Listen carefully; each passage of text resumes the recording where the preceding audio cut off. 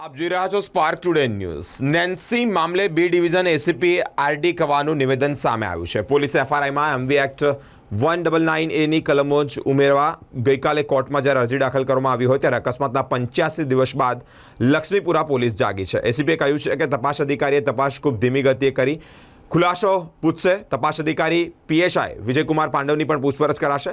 પોલીસે અકસ્માતના બીજા દિવસે સગીરના પિતા સુનિલભાઈ મનરભાઈ ઇન્દવેને નોટિસ આપી પૂછપરછ કરી હોવાના એસીપીનો દાવો સામે આવ્યો છે। પોલીસે હજુ સુધી સગીરની સ્પોર્ટ્સ બાઇક પણ જપ્ત નથી કરી, માત્ર આરટીઓનો મેમો આપી અને સંતોષ માન્યો છે। પોલીસે આઈપીસી 279 337 338 427 એમવી એક્ટ 177 184 હેઠળ ગુનો દાખલ કર્યો છે। સગીરનો પોલીસે આલ્કોહોલ લીધો છે કે નહીં તેનો પણ રિપોર્ટ નથી કરાવ્યો, બ્લડ સેમ્પલ પણ નથી લીધા। સગીરના પિતા સામે પોલીસે હજી ગુનો નથી દાખલ કર્યો, ધરપકડ પણ નથી કરાઈ।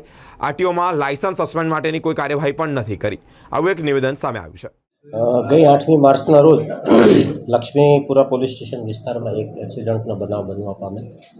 સમગ્ર હકીકત જોતાં નેન્સીબેન જે ભોગ બનનાર છે એ ગોત્રી રોડના રહેવાસી છે અને એમની સ્પોર્ટ્સ યુનિટ પરની નોકરી પરથી પરત આવતા હતા ત્યારે એક બાઇક ચાલક દ્વારા એમની સાથે અથડાવી અને એક્સિડન્ટ કરવામાં આવેલ હતું।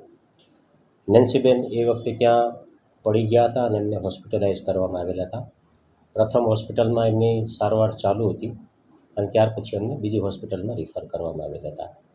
આ અનુસંધાને પોલીસ કાર્યવાહીમાં જે આરોપી છે એ પણ હોસ્પિટલાઇઝ હતા, તો એ ત્યાંથી ડિસ્ચાર્જ થતાં એ જે આરોપી જે છે એ કિશોરાવસ્થા હોય, જુવેનાઇલ જસ્ટિસ એક્ટ મુજબ પોલીસે કાર્યવાહી કરેલી છે। આરોપી માઇનોર હોવાને હિસાબે એમને જે તે વખતે એમના પિતાશ્રીને 41(1)A મુજબ સીઆરપીસી મુજબ એમને નોટિસ આપવામાં આવેલી છે। આરોપીને પણ નોટિસ આપવામાં આવેલી છે અને એ નોટિસ અનુસંધાને જે કાર્યવાહી કરેલી છે એ અનુસંધાને પોલીસ સ્ટેશનમાં રેકોર્ડેડ છે। નોટિસ એટલે વન ટાઈપ ઓફ એરેસ્ટ જેવું જ ગણાય, પણ જુવેનાઇલ હોવાને કારણે એમને પોલીસ કસ્ટડીમાં નથી લઈ શકતી અને એ એક્ટ મુજબ ફોલોઅપ લઈ અને પોલીસે કાર્યવાહી કરેલી છે। હા, એમના ફાધર જુવેનાઇલ નથી। એમની સામે પોલીસે એમના પિતા હોવાને નાતે કોર્ટમાં કલમ ઉમેરો કરવાનું કાર્યવાહી કરેલી છે। એ કોર્ટ નક્કી કરશે। કોર્ટમાં અમે ઉમેરો કર્યો છે એ ત્યાં એક્સેપ્ટ થઈ જાય ત્યાર પછી આગળ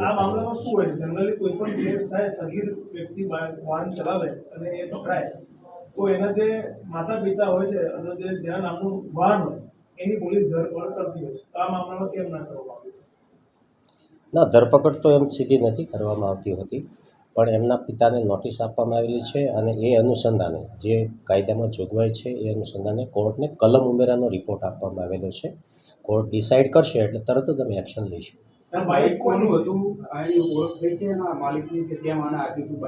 ના, બાઇક એમનું જ હતું।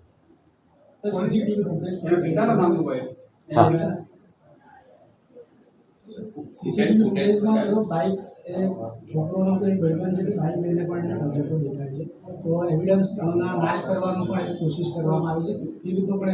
ના, એ એઝ એ એવિડન્સ અમે તપાસના કામે સામેલ રાખેલું છે।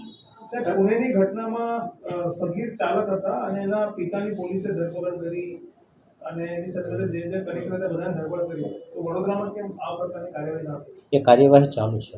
85 દિવસ થયા છે। હા, હજી કોર્ટને કલમ ઉમેરાનો જે રિપોર્ટ આપવામાં આવ્યો છે અને એ કાર્યવાહી અંડર પ્રોસેસ છે, એ થશે। માનો તો જે અધિકારી છે, તપાસ અધિકારી, એમની ઢીલાસ પડતી નીતિ છે, એના કારણે ન્યાય નથી મળી રહ્યો।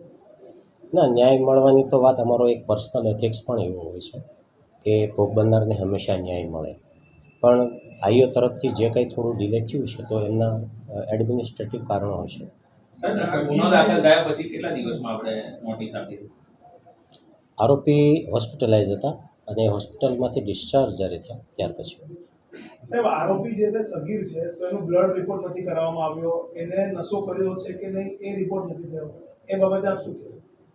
હા, એ અનુસંધાને તપાસનો વિષય છે। હું કાગળો મંગાવી ચેક કરું છું કે એમાં શું તપાસ થઈ છે અથવા કઈ બાકી। શું તપાસ કરશો? સોરી?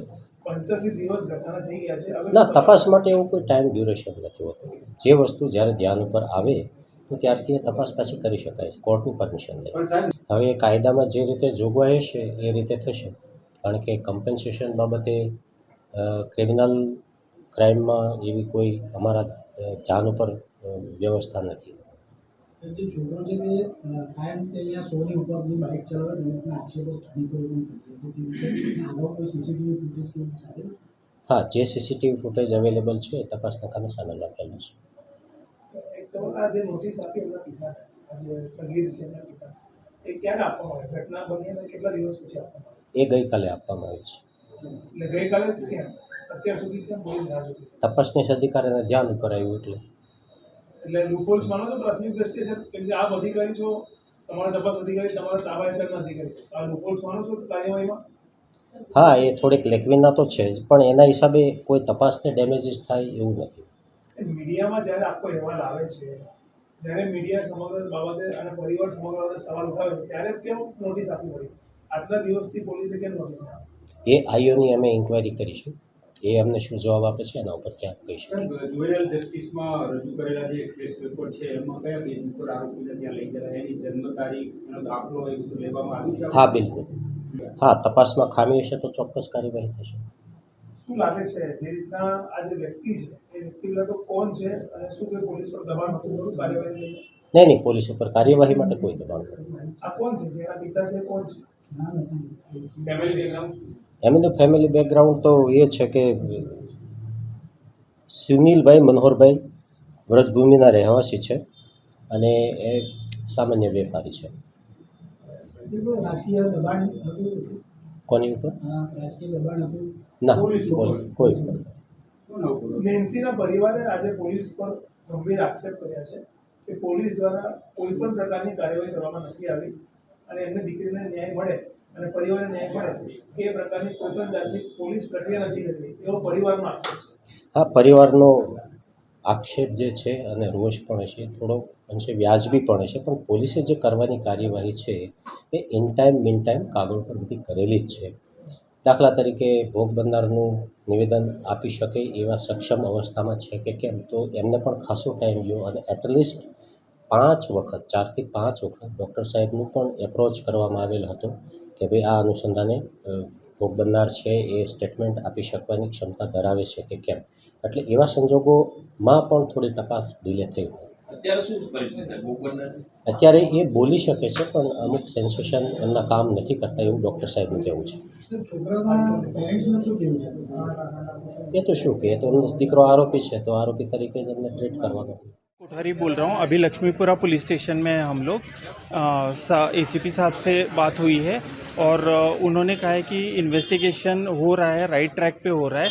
अगर थोड़ी बहुत उसमें टाइम की वजह से कुछ कंस्ट्रेंट रहा हो तो ठीक है, बट मैं पर्सनली मॉनिटर कर रहा हूँ और वॉट एवर इज़ बेस्ट हम लोग सब अपने तरफ से कर रहे हैं, रिकॉर्ड भी स्ट्रॉन्ग कर रहे हैं। एंड ही हैज़ अश्योर्ड मी कि मेरी पर्सनल कैपेसिटी में मैं इसे मॉनिटर करके I will ensure that it is taken to logical conclusion. मुझे आशा है कि पुलिस प्रशासन पूरा इस पे काम करेगा एंड हम भी फॉलो अप करेंगे और आप सबसे भी रिक्वेस्ट है कि थोड़ा बहुत हमें हेल्प कीजिए इन परसुइंग द मैटर, बिकॉज अभी तो ये जस्ट शुरू हुआ है, इसमें और भी कुछ आगे शेड्स हो सकते हैं, कुछ डेवलपमेंट्स हो सकती है। Thank you. कार्यवाही हुई उससे खुश हो? नहीं कह सकते वैसे, बिकॉज अभी तक 85 डेज़ में ग्राउंड पे कुछ दिखा नहीं है। हाँ, डॉक्यूमेंट पे कुछ हो and all that is different thing, but ये जो कार्रवाई हुई है उससे बहुत ज़्यादा कुछ होना चाहिए था। क्या बताया आपने? आपके जो क्वेश्चन थे क्या थे? क्या बताया? हाँ, मतलब क्वेश्चंस यही थे कि आपने सीसीटीवी फुटेजेस लिए हैं क्या? तो उन्होंने बोला हाँ थोड़े लिए हैं। मैंने बोला कि पहले के लिए है क्या आपने?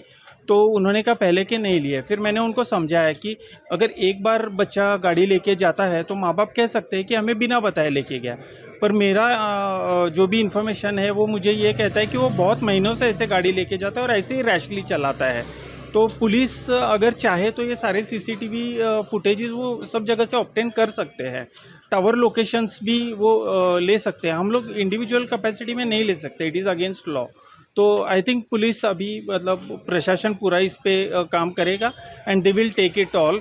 और मुझे लगता है ये हैबिचुअल है, तो एक लोगों को प्रेसिडेंस भी सेट करना बहुत ज़रूरी है कि ट्रैफिक में भले मैं रैश चलाऊं बट किसी और का पूरा परिवार बर्बाद हो सकता है इस चीज़ से।